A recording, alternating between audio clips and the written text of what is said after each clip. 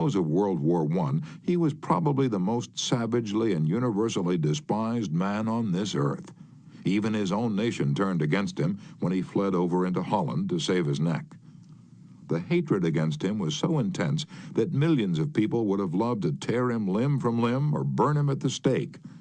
In the midst of all this forest fire of fury, one little boy wrote the Kaiser a simple, sincere letter, glowing with kindliness and admiration. This little boy said that no matter what the others thought, he would always love Wilhelm as his emperor. The Kaiser was deeply touched by his letter and invited the little boy to come see him. The boy came, so did his mother, and the Kaiser married her. That little boy didn't need to read a book on how to win friends and influence people. He knew how instinctively. If we want to make friends, let's put ourselves out to do things for other people, things that require time, energy, unselfishness, and thoughtfulness. When the Duke of Windsor was Prince of Wales, he was scheduled to tour South America. And before he started out on that tour, he spent months studying Spanish so that he could make public talks in the language of the country, and the South Americans loved him for it. For years, I made it a point to find out the birthdays of my friends. How? Although I haven't the foggiest bit of faith in astrology, I began by asking the other party whether he believed the date of one's birth had anything to do with character and disposition. I then asked him or her to tell me the month and day of birth. If he or she said November 24th, for example, I kept repeating to myself, November 24th, November 24th. The minute my friend's back was turned, I wrote down the name and birthday, and later would transfer it to a birthday book. At the beginning of each year, I had these birthday dates scheduled in my calendar pad so that they came to my attention automatically. When the natal day arrived, there was my letter or telegram. What a hit it made. I was frequently the only person on earth who remembered. If we want to make friends, let's greet people with animation and enthusiasm. When somebody calls you on the telephone, use the same psychology. Say hello in tones that bespeak how pleased you are to have the other person call. Many companies train their telephone operators to greet all callers in a tone of voice that radiates interest and enthusiasm. The caller feels the company is concerned about them. Let's remember that when we answer the telephone tomorrow. Showing a genuine interest in others not only wins friends for you, but may develop in its customers a loyalty to your company. In an issue of the publication of the National Bank of North America of New York, the following letter from Madeline Rosedale, a depositor, was published. I would like you to know how much I appreciate your staff. Everyone is so courteous, polite, and helpful. What a pleasure it is, after waiting on a long line, to have the teller greet you pleasantly. Last year, my mother was hospitalized for 5 months.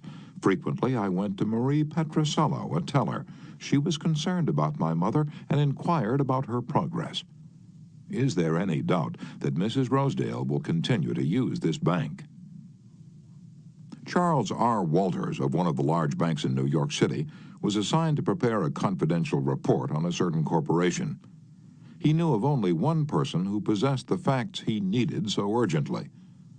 As Mr. Walters was ushered into the president's office, a young woman stuck her head through a door and told the president that she didn't have any stamps for him that day. I'm collecting stamps for my 12-year-old son, the president explained to Mr. Walters. Mr. Walters stated his mission and began asking questions. The president was vague, general, nebulous. He didn't want to talk, and apparently nothing could persuade him to talk. The interview was brief and barren. Frankly, I didn't know what to do, Mr. Walters said, as he related this story to the class. Then I remembered what his secretary had said to him. Stamps, 12-year-old son. I also recalled that the foreign department of our bank collected stamps. Stamps taken from letters pouring in from every continent washed by the 7 seas. The next afternoon, I called on this man and sent in word that I had some stamps for his boy. Was I ushered in with enthusiasm? Yes, sir. He couldn't have shaken my hand with more enthusiasm if he'd been running for Congress. He radiated smiles and goodwill. Oh, my George will love this one, he kept saying as he fondled the stamps. Look at this. This is a treasure.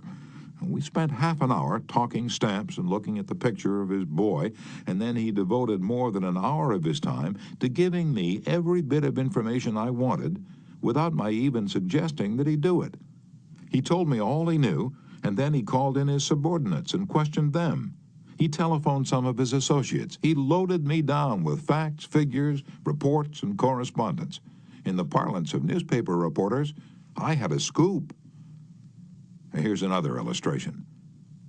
C.M. Napoli, Jr. of Philadelphia had tried for years to sell fuel to a large chain store organization, but the chain store company continued to purchase its fuel from an out-of-town dealer and haul it right past the door of Napoli's office. Mr. Napoli made a speech one night before one of my classes, pouring out his hot wrath upon chain stores, branding them as a curse to the nation, and still he wondered why he couldn't sell them. I suggested that he try different tactics. To put it briefly, this is what happened. We staged a debate between members of the course on whether the spread of the chain store is doing the country more harm than good. Napoli, at my suggestion, took the negative side. He agreed to defend the chain stores, and then went straight to an executive of the chain store organization that he despised and said, "I am not here to try to sell fuel. I've come to ask you to do me a favor." He then told about his debate and said, "I've come to you for help because I can't think of anyone else who would be more capable of giving me the facts I want. I'm anxious to win this debate, and I'll deeply appreciate whatever help you can give me." And here's the rest of the story in Mr. Napoli's own words. "I asked this man for precisely 1 minute of his time. It was with that understanding that he consented to see me.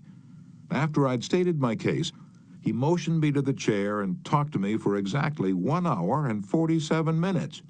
He called in another executive who'd written a book on chain stores. He wrote to the National Chain Store Association and secured for me a copy of a debate on the subject. He feels that the chain store is rendering a real service to humanity.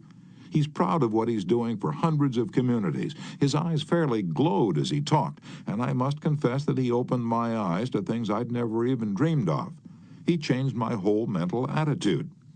As I was leaving, he walked with me to the door, put his arm around my shoulder, wished me well in my debate, and asked me to stop in and see him again and let him know how I made out.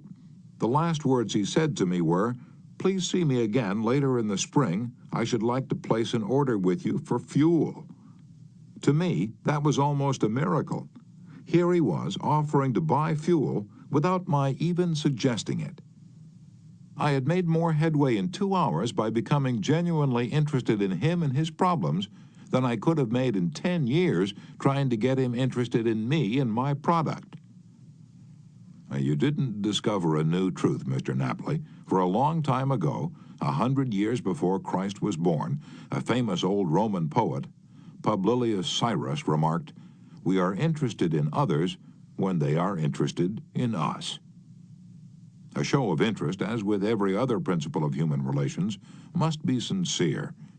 It must pay off not only for the person showing the interest, but for the person receiving the attention. It is a two-way street. Both parties benefit. Martin Ginsburg, who took our course in Long Island, New York, reported how the special interest a nurse took in him profoundly affected his life. "It was Thanksgiving Day, and I was 10 years old. I was in a welfare ward of a city hospital and was scheduled to undergo major orthopedic surgery the next day. I knew that I could only look forward to months of confinement, convalescence, and pain. My father was dead. My mother and I lived alone in a small apartment.